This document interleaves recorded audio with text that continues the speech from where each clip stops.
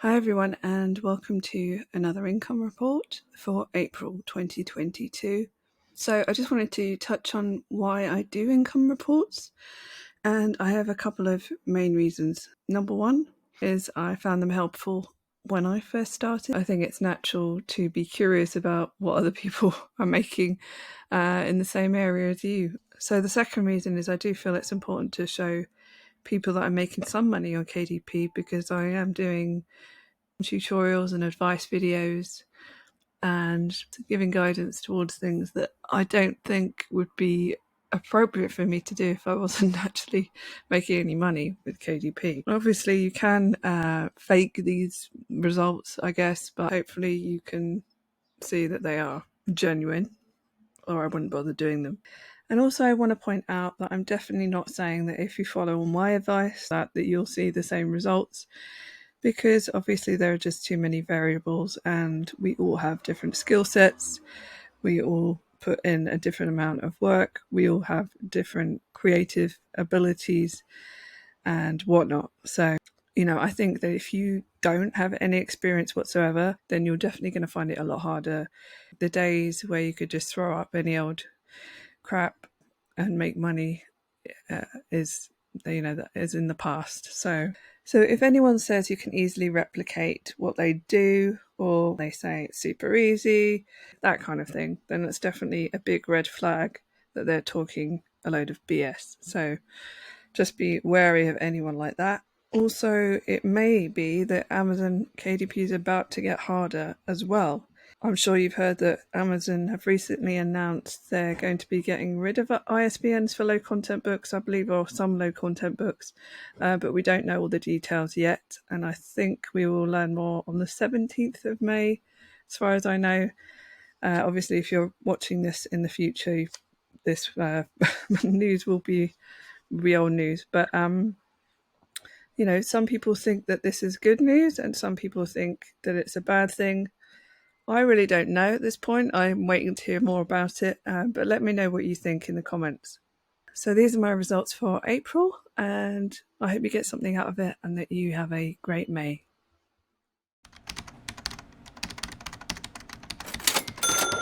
Well, April was a bit up and down. At the beginning, I thought it was going to be this amazing month because I had a really high day, which I'll show you in a minute. And then it took a nosedive over the Easter break. I'm not sure where it is in America, if you have the same kind of holiday actually, but we have the Easter holidays, which is a 2-week break, and also a bank holiday weekend over Easter, and that's where sales really took a nosedive for me. I guess I don't have any Easter related books, so I have 2 activity books, but they don't really sell much. So I don't get an influx of sales from that. So aside from that, I think everyone was out and about enjoying themselves, whereas last year I think less people were still going out. So I'm not even sure if we were in a lockdown last April. It's all a big blur now. But yeah, I think a lot of people are out enjoying themselves and going on holiday and whatnot. So obviously they're not interested in buying books on Amazon as much. Well, that was my experience anyway. I definitely had lower sales for a while. And then I thought, oh, maybe it's not going to change. But then it picked up again after the holidays and was fine. So it ended up being a better month than last April last year, but still a lot lower than March, which you'll see in a second. So were there any big surprises this month or anything unusual that happened? Well, the main thing I noticed was that a bunch of books did start selling that haven't sold in months. And I did run some ads on older books, some of which had reviews, and others that didn't have reviews, but just I thought deserved a chance, and I had never run ads to them before. April, was quite an experimental month for me. So I put up some new books in the UK with ads. I actually showed one of those when I was doing the automatic ad campaign for a new book that didn't have any reviews. But basically, at first, they were completely unprofitable, so I've been trying to optimize those. And now, as we're going to May, they actually are profitable. Another good thing about April for me was I started selling books that I wasn't selling before. So over the course of Q4 and up until now, really, it seems like the same books were just selling over and over again, and nothing else. Nothing else. Considering I have about 500 books, it would seem to be like a small amount that were actually selling. And then suddenly in April, I got quite a lot of different ones that came up that I hadn't sold in sort of 6 months to a year that were starting to sell again. This has happened more in May as well. It's also given me some ideas for books that I might run ads to, because I think when you do start to have a bigger catalogue of books, you end up forgetting about ones that actually may have reviews at this point. So I have been going through some of the older books and having a look and seeing which ones have 5-star reviews, and then thinking about running ads to those books. So in April I made $5,568. And as you can see with the arrows, my highest day was quite early on the 11th, and that's when I made $542. And I was thinking, this is maybe going to be a much better month than I thought. But then there was a big nosedive over the Easter weekend, and I had my lowest day, which was $77. And then it was just really up and down apart from that. So over the 2-week Easter break, my sales did go down quite a lot, and a lot more than last year. In that time, I think because obviously last year people maybe still weren't going out as much, whereas this year everything's wide open here. Obviously everyone can do what they want, so I think now people have gone on their holidays and are making the most of getting outside and doing new things.